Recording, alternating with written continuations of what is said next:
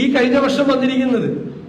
അതാണ് യഥാർത്ഥത്തിലുള്ള പരിതാപകരമായ ധനസ്ഥിതിയെ മറച്ചു വയ്ക്കാൻ വേണ്ടിയിട്ടാണ് ഈ ക്ലീഷേ വന്ന കമ്മ്യൂണിസ്റ്റ് ജാർഗൻസ് ഉപയോഗിച്ച് അതിനുവേണ്ടി ശ്രമിച്ചത്.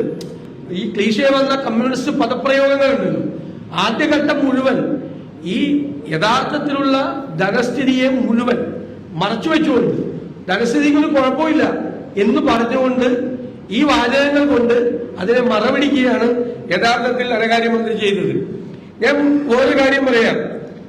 ഇതിനു മുമ്പ് വയനാട് പാക്കേജിന് 7,600 കോടി രൂപ അനുവദിച്ചിരുന്നു. ഇടുക്കി പാക്കേജിന് 12,150 കോടി രൂപ അനുവദിച്ചിരുന്നു. തീരദേശ പാക്കേജിന് 12,000 കോടി അനുവദിച്ചിരുന്നു. എവിടെ? ഒരു ചെലവുണ്ട്. പലതും 1% പോലും ചെലവാക്കാത്താണ് ഈ പ്രഖ്യാപിച്ചിട്ട്, 1% പോലും. എന്നിട്ട് വീണ്ടും വയനാട് പാക്കേജ് അല്ലെ, കാസർഗോഡ് പാക്കേജ് വീണ്ടും പ്രഖ്യാപിക്കുകയാണ്. ഇതിലെ ഇടുക്കി പാക്കേജ്, ഇതിലൊന്നും 1 രൂപ പോലും ചെലവാക്കാത്ത പാക്കേജുകളാണ് പലതും.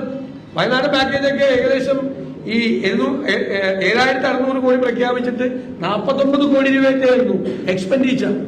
അപ്പൊ ഇതൊക്കെ വെറുതെ ആളുകളെ കബളിപ്പിക്കുന്നതിന് വേണ്ടി നടത്തുന്ന പ്രഖ്യാപനങ്ങളാണ്.